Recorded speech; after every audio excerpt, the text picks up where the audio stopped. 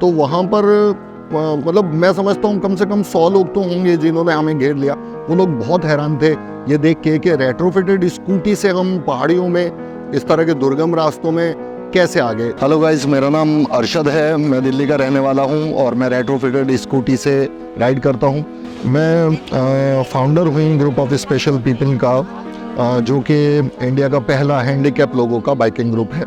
और उसके अलावा मैं eagle specially able rider group में अभी तक दुनिया की सब लॉन्गेस्ट राइड हम लोग विद रेट्रोफिटेड स्कूटी, राइड्स तो बहुत होती हैं लेकिन ये वाली स्कूटी पे दिल्ली टू मुंबई का राइड करने वाला हम पहले राइडर हैं। तकरीबन 10-12 साल पहले हम 5 लड़कों का जो कि हैंडीकैप थे, पाँचों के पाँचों हम आगरा घूमने गए थे ऐसे ही पर्सनली एक टूर पे।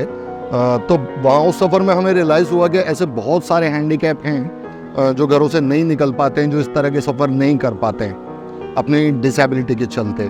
तब हमने पहली बार इरादा बनाया कि हम हैंडीकैप लोगों का एक ऐसा ग्रुप बनाएंगे जो डिसेबल्ड के लिए होगा और डिसेबल्ड ही उसको उसमें राइड करेंगे और दुनिया को देखेंगे और समझेंगे।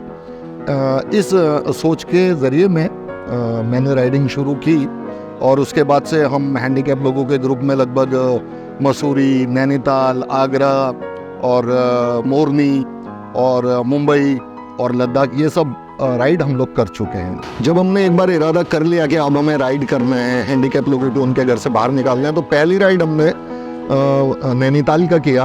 और आप यकीन मानिए जब हम नैनीताल में पहुँचे दिल्ली से स्कूटर चला के, तो वहाँ पर मतलब मैं समझता हूँ कम से कम 100 लोग तो होंगे जिन्होंने हमें घेर लिया।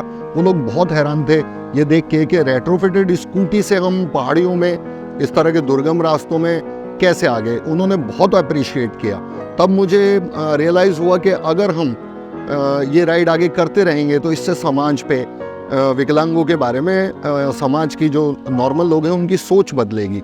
और इस बात ने मुझे काफ़ी चेंज किया, मेरी सोच को चेंज किया और एक तरीके से मुझे उस राइड ने मकसद दिया ज़िंदगी का। बाइकिंग स्टार्ट करने के बाद मुझे अपने अंदर बहुत चेंज महसूस हुए। सबसे पहली तो बात, मैं नए नए शहरों में गया, मुझे लोगों से मिलने का मौका मिला। और जो एक कहावत होती है कि किसी भी जगह के बारे में आप 100 किताबें पढ़ लीजिए, उतना काफ़ी नहीं होगा। अगर आप वहाँ का एक सफ़र कर लेते हैं तो आप उस जगह के बारे में ज़्यादा जान पाएंगे। तो उसके बाद से मेरी सोच बदलनी शुरू हो गई और मुझे लगता है कि मैं पहले से एक बेहतर इंसान हूँ राइडिंग के ज़रिए। अब मैं दुनिया को पहले से ज़्यादा बेहतर समझता हूँ। मेरी सबसे यादगार राइड अभी तक जितनी राइड्स मैंने की हैं उसमें जो हमने दिल्ली टू मुंबई राइड की थी, जिसमें कि हमने 3500 किलोमीटर का सफ़र किया बाय रोड, तो वो मेरी सबसे यादगार राइड रही। और वहाँ से मुझे सीखने मिला कि अगर ऐसा एक ग्रुप हैंडीकैप का राइड करता है तो उन इलाकों में, उन शहरों में, उन गाँवों में जो दूसरे हैंडीकैप हमें मिलते हैं, वो हमें देखते हैं, उनमें भी जज्बा पैदा होता है कि हमें घर से निकलना चाहिए।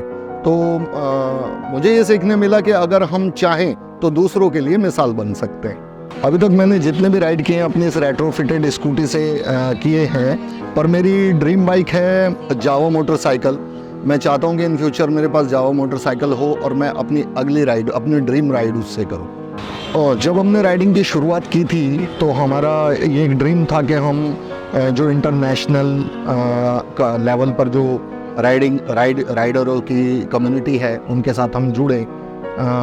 हमें लगता था कि XBHP जैसे बड़े प्लेटफॉर्म के साथ हम राइड करें, लेकिन हमें ये भी थोड़ा सा डाउट्स थे कि पता नहीं, क्योंकि हमारे राइडर डिसेबल्ड होते हैं, हम रेट्रोफिटेड स्कूटी से राइड करते हैं, तो वो कम्युनिटी हमें एक्सेप्ट करेगी कि नहीं करेगी। हमें देखकर वो थोड़ा कंफ्यूज तो नहीं हो जाएंगे।